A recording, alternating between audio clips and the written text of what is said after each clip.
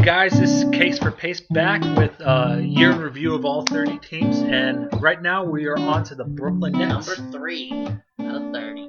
You know what? This team, though not as bad as Philly and the Lakers, they're still, I think, in a worse position than the other two. Yeah, actually, if you look at their record, they've got 21 wins so far. Like, they've definitely got a better record than the other two teams do. But that's not really an indicator of the future, I would say. No. You know what? No, that's the way to put it. This team, did you say they lost 9 straight? Yeah. That's not a good way to end the year. No. and actually, they're averaging probably about, I don't know, 120 points per game given up in those 9.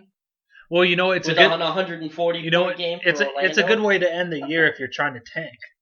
That's a way to put it. Yeah. Try to tank for a draft pick, but jeez. In general, that's not a good way to end it. No, and this team is definitely an interesting one because they've got really good players. You know, they've got a couple of really good players, and then the rest of their team is just absolutely tragic. And we were both looking through this, and you know, a lot of people forget that Brook Lopez is still on this team, and he's averaging 21 points a game. Yeah. And a almost 1.7 blocks per game. I mean, his numbers are really good, and he's been rebounding really well. They've still got Thaddeus Young with 15 and 9. They got Jared Jack. Yeah, well, once he comes back from his ACL injury. I mean, he was averaging 12.8. 7.5 assists, yeah. That's really good. And you know what?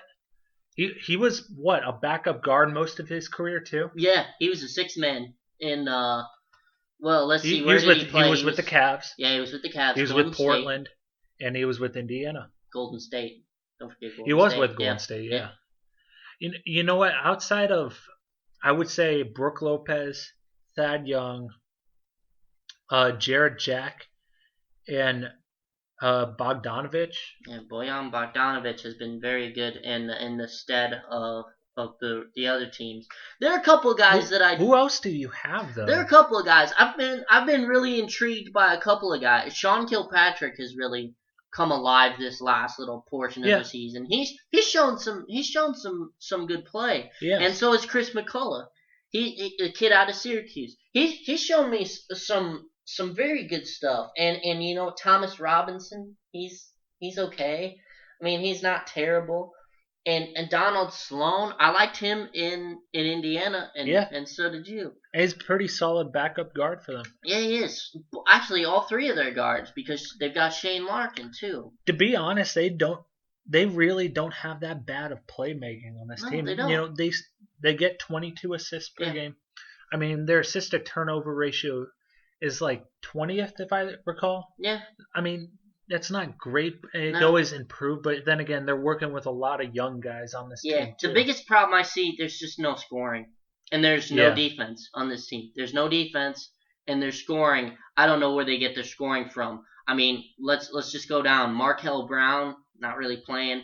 Wayne Ellington, God, he hasn't been good in years. Kid out of North Carolina, too. Rondae Hollis-Jefferson, he needs a lot of time. He's the rookie. He needs a lot of time. Sergei Karasev, he was drafted by the Cleveland Cavaliers. He's not that great. Willie Reed, he's kind of a raw piece. Henry Sims was a big who was with Philly, and he's bounced around a little bit. You just look at some of these guys, you wonder, number one, where do they get their scoring from? And two, who's going to be that wing player? Yeah. What's their wing positions? Because Bojan Bogdanovich is the only one, and they were playing Joe Johnson. Obviously, Joe Johnson kind of served his time here. He wasn't that great. He really didn't impress me. He never impressed me. I was never impressed by Joe Johnson. None of his. He got overpaid when he came there. No, he really did. That's just because of the last CBA. He got signed because of the CBA. But I don't know what Brooklyn was doing, and honestly, Brooklyn has been the worst ownership group in the NBA I agree. for the last 5 seasons. They overpaid a bunch of these old players. No, You know, no. The worst part is they traded all their first round draft picks away. that too. Yeah. Which turned out to be for players that were, number one, short term, and two, for old guys, a bunch of washed up superstars. Kevin Garnett, Paul Pierce, Joe Jason Johnson. Terry. They overpaid for Joe Johnson. They got another guy. Who is that? You know, it's funny. From Boston. God, I don't remember. Oh, they didn't get Ray Allen, but it was somebody else. It's funny though. I'm sure you recall. From a few years ago, when they did have Kevin Garnett. You remember all the lines in the paper saying, "Oh, this is a super team, man." They really did. I mean, honestly, they had one of the best starting lineups. And they also really had Darren good. Williams. They also had Darren That's Williams. who it was. Yeah. That was their They had starting Darren guard, Williams, wasn't it? man. Darren Williams, Joe Johnson, Paul Pierce, Kevin Garnett, Brook Lopez. You got to consider though. They had a $150 million payroll. A lot of these guys are at the tail end of their career though. But why trade 2 first round picks? And basically that was it. Like they traded 2 first round picks for these guys. Yeah. But then when they all left, they have no first round picks over the next 2 years. Boston owns both of these, and they're both going to be protected top 10s. This one's probably a protected top 5 that Boston is going to get. Boston could get a top 3, like a top 5 pick, and it's not even theirs. So that Boston's going to add another unbelievable player, and Brooklyn's going to get nothing to build with. And once all these contracts go, a lot of these guys are going to go. Who are they going to get here? This is a messed up situation. This is about as messed up as a team can be. It's about They have no draft picks. They have no future. It all started with their owner too. No prospects. Yeah. Well, I mean, I don't know how present he was in all this. Honestly, I mean, this guy's just rich beyond belief. I mean, this is the guy from Russia. Yeah. Who's the oil guy who owns. He's a billionaire. I mean, yeah. This guy didn't care about spending money, and that's why he made that move. But he opened up his payroll. The GM did all this though. Yeah. This GM did the worst job of putting a team together that I've ever seen in my life. I agree. He's done a disgraceful job with this team, and this team's patheticness is because of that putting it together. They had all the pieces, and had they stayed young, they would have really had a team building forward. But instead they traded away a lot of their assets, and they got kind of garbage in return. And honestly, they blew their first round pick, a pretty good pick, for Rondae Hollis Jefferson, who hasn't panned out. Who did he? Arizona, yeah, that's right. He played with Stanley Johnson. That's right. Mm-hmm. You know what? I think... And T.J. McConnell. They still have some young players. Yeah. I mean, Thad Young is still what? He's in his prime. Mm-hmm. And, he's a really good piece for them. Both of their front court guys are under 27. Yeah. I mean, those are definitely 2 guys you can keep around. And I think, if you want to stick with a veteran guard, Jared Jack has really developed into quite a solid guard. Absolutely. Their starting lineup isn't what I'm worried about.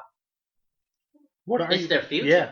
It's their future, honestly. Their future and their bench is disgraceful. It is. Beyond belief. It's just horrendous. They have no pieces that I would go out of my way and say, yeah, I'd pay him a couple million to stick around. Yeah, I'd build with him for the next 3 years. I'd keep him around. Now, I mean, a bunch of second-round picks are the best guys that they've got now in their future. Do they have a top 10 pick this next year? No. They don't have a first-round pick. That would have been an ample opportunity, if you think about it, to go after a guy like Buddy Hield. And they need a shooting. Well, they need another wing presence, but I would get that kid out of California instead. What's his face? Yeah. Jaylen Brown? Yeah, Jaylen Brown. I'd get him instead. They need a small forward. Fair enough. Jaylen Brown, and now he's probably going to go to a team like Phoenix if Simmons is off the table. He's probably going to That go to team's Phoenix. just loaded with scoring, honestly. Yeah. Phoenix is. I think, and this is probably, like you said, this is the worst position this team could possibly be in.